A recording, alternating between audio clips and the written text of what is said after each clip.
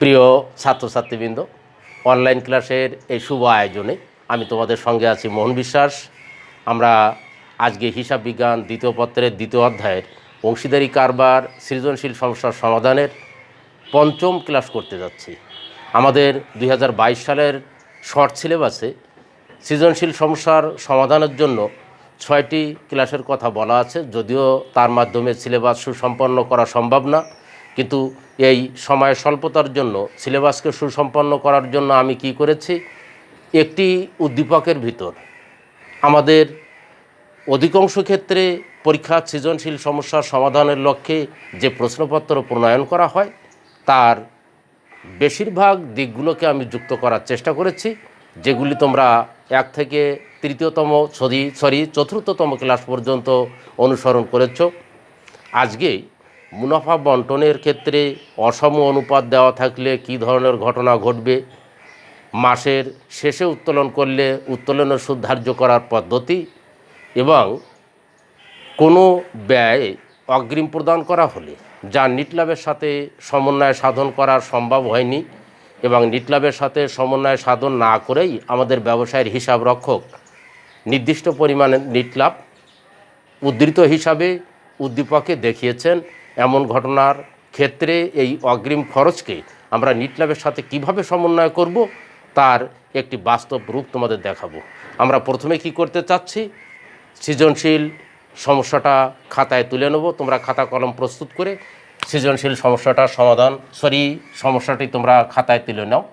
আমরা লিখতে চাচ্ছি অজিত পরিতোষ এবং তপন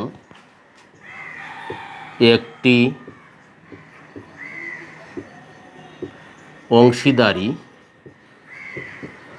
কারবারের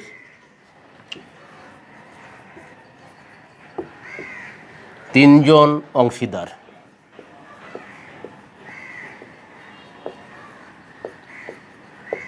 তারা মুনাফা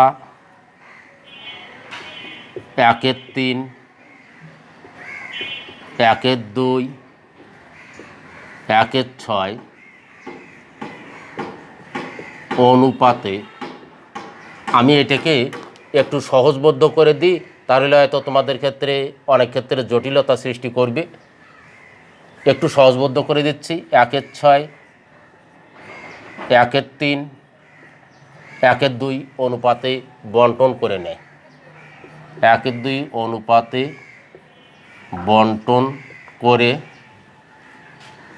নেবে এমন শর্তে 50,000, 60,000 এবং 40,000 টাকা বিনিয়োগ করেন।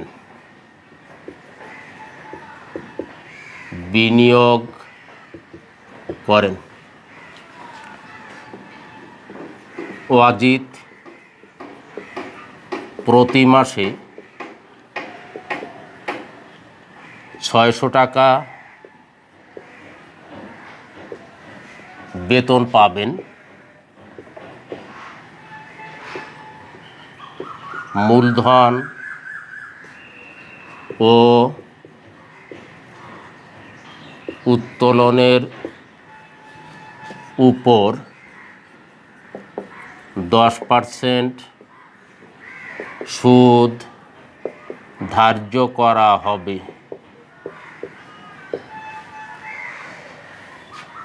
ব্যবসায়ে অগ্রিম বীমা ছেলামি সমন্বয় করা হয়নি।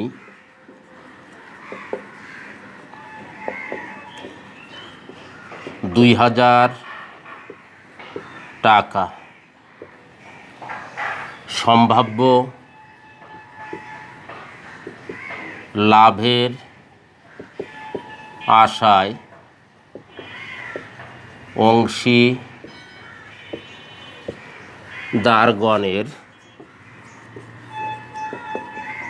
উত্তোলনের পরিমাণ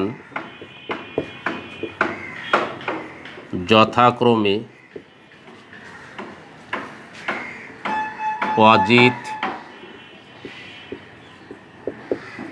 পরিতোষ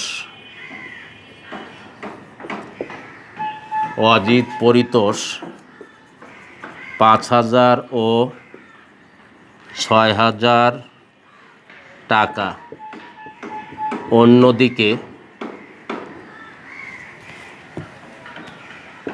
অন্যদিকে তপন প্রতি মাসের শেষে 200 টাকা করে উত্তোলন করেন।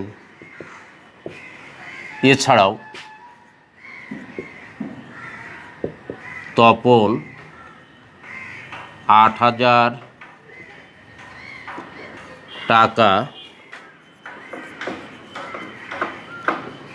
ব্যবসায়ে ঋণ স্বরূপ প্রদান করেছেন।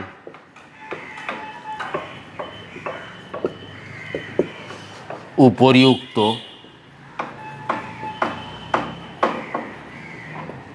সমন্বয়গুলি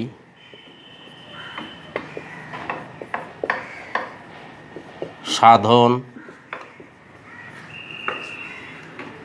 করার পূর্বে ব্যবসায়ের নিটলাভ 1,20,000 টাকায় উপনীত হয়। উদ্দীপক সমাপ্ত। তোমরা কেউ হয়তো লিখে নিতে পেরেছ, কেউ পারোনি। ভিডিও স্থির সময় এবং সুযোগ করে এখান থেকে তোমরা উদ্দীপকটি পরবর্তীতে লিখে নেবে, কারণ উদ্দীপকটি খাতায় লিখে নিলে সমাধান বেশ খানিকটা সহজবোধ্য হয়। আমার দ্রুতগতিতে লেখার জন্য শব্দর অস্পষ্টতা থাকতে পারে, বাক্যের অস্পষ্টতা থাকা কথা নয়। শাব্দিক অস্পষ্টতা দূর করার জন্য আমি উদ্দীপকটি নিজে তোমাদেরকে একবার পড়ে শোনাচ্ছি, তোমরা লক্ষ্য করো। উদ্দীপকে বলা হয়েছে অজিত, পরিতোষ এবং তপন একটি অংশীদারি কারবারের 3 জন অংশীদার। তারা মুনাফা 1/6, 1/3, 1/2 অনুপাতে বন্টন করে নেবে, এমন শর্তে 50,000 টাকা, 60,000 টাকা এবং 40,000 টাকা বিনিয়োগ করেন। অজিত প্রতি মাসে 600 টাকা বেতন পাবেন। মূলধন ও উত্তোলনের উপর 10% সুদ ধার্য করা হবে। ব্যবসায়ের অগ্রিম বিমা চালামি সমন্বয় করা হয়নি 2,000 টাকা। তোমাদের সাথে দেখো, আমি বলেছিলাম আজকের ক্লাসের শুরুতে যে বিষয়গুলির উপর আমি বিশেষভাবে আলোকপাত করব, তার একটি লাইন অলরেডি আমরা এখানে পেয়েছি, একটি লাইন আমি পূর্বে পড়েছি। এই দুটি বিষয়ের উপর আমরা আলোকপাত করতে চাচ্ছি। আর একটা বিষয় আমাদের আছে, এরপরে দেখো আন্ডারলাইন করা লাইনের পরে লেখা আছে সম্ভাব্য লাভের আশায় অংশীদারগণের উত্তোলনের পরিমাণ যথাক্রমে অজিত, পরিতোষ 5,000 ও 6,000 টাকা।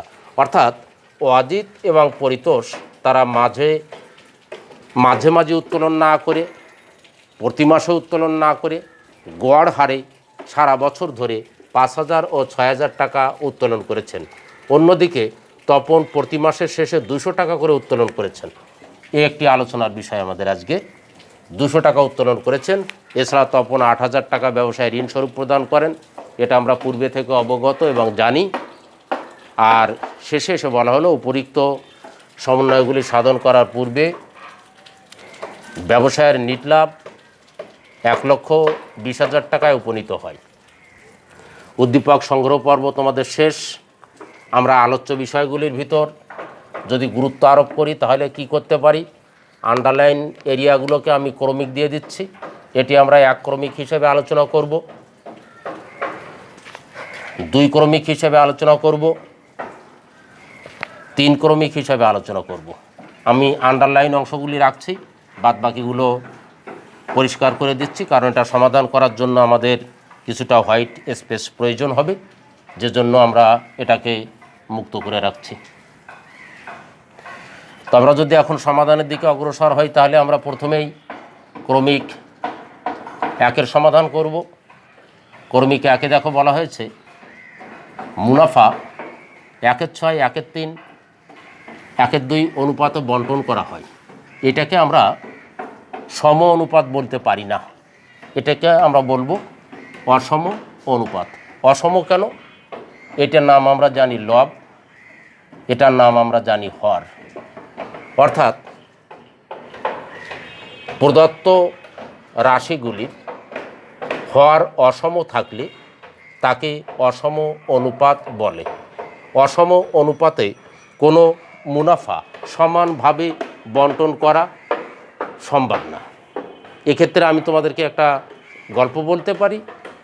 একটি কমলালেবু তোমার হাতে তুলে দিয়ে আমি যদি বলি 6 ভাগের 1 ভাগ তুমি নাও, 3 ভাগের 1 ভাগ তোমার বোনকে দাও, 2 ভাগের 1 ভাগ তোমার ছোট ভাইকে দাও। অর্থাৎ কমলা একটি, যে কমলাকে 6 ভাগ, 3 ভাগ, 2 ভাগ করা আদৌ সম্ভব না। এজন্যে এটাকে আমরা অসম অনুপাত হিসাবে ব্যাখ্যা দিয়েছি। অসম অনুপাতের সংজ্ঞা হিসাবে আমরা শিখেছি লব সম, হর অসম। অর্থাৎ প্রতিটি ভগ্নাংশের উপরের অংশকে আমরা বলি লব, নিচের অংশকে আমরা বলি হর। লব এবং হর যদি অসম হয় তা অসম অনুপাত। অসম অনুপাতকে সম অনুপাতে পরিণত করার যে রূপ, আমরা কি করব? অসম, হোয়াইট বোর্ডের নিচে তোমরা তাকাও, অসম অনুপাত সম অনুপাত করার নিয়ম। রোমান সংখ্যার 1, রোমান সংখ্যার 1, নিচেরটাকে আমরা হর বলেছি, হরের লসাগু। রোমান সংখ্যা 2, লসাগু লবের সাথে গুণ। অসমকে আমরা সম করব, হরের লসাগু করে নিতে হবে। হর আছে 6, হর আছে 3, হর আছে 2। একে যদি আমরা লসাগু করি 3 দুকানি 6, 1 থেকে গেল 2। একে যদি আমরা 2 দিয়ে কাটি, 2 এ 2 ক্রস, অর্থাৎ 3 দুকানি 6। যদিও এটা লসাগু করার পদ্ধতি নয়, ভুল পদ্ধতিতে লসাগু, আমার দরকার ফলাফল। আমি যে কোনো এক পদ্ধতিতে লসাগুটিকে দাঁড় করিয়ে 3 দুকানি 6 আমরা প্রত্যেকটা লবের সাথে গুণ করে দিচ্ছি 6, প্রত্যেকটা লবের সঙ্গে গুণ করছি 6। স্যার একটু পরিচ্ছন্ন হলে ভালো হয়, আমরা এটাকে একটু নিচে লিখে দেখাই। 1/6, 1/3, 1/2, 1 1 1 তিনটেই এখানে লব আছে। লসাগু আমরা পেয়েছিলাম 6। এই 6 লসাগুকে আমরা সর্বক্ষেত্রে লবের সঙ্গে গুণ করছি, গুণ 6 গুণ 6। 6 দ্বারা 6কে কাটলে 1, 3 দ্বারা 6কে কাটলে 2, 2 দ্বারা 6কে কাটলে 3। ফলাফলটা আমাদের এসে গেল 1:2:3। তাহলে আমরা 1 নং সমস্যার সমাধান পেয়ে গেলাম। সমাধান সমান সমান 1:2:3। আমাদের 1 আলোচনা শেষ, আমরা 2 আলোচনাতে যাব। আমার মনে হয় তোমরা তুলে নিয়েছো, কারণ আমাদের অনলাইন ক্লাসে সময় স্বল্পতার জন্য এখানে চুপচাপ বসে থাকার সময় নাই।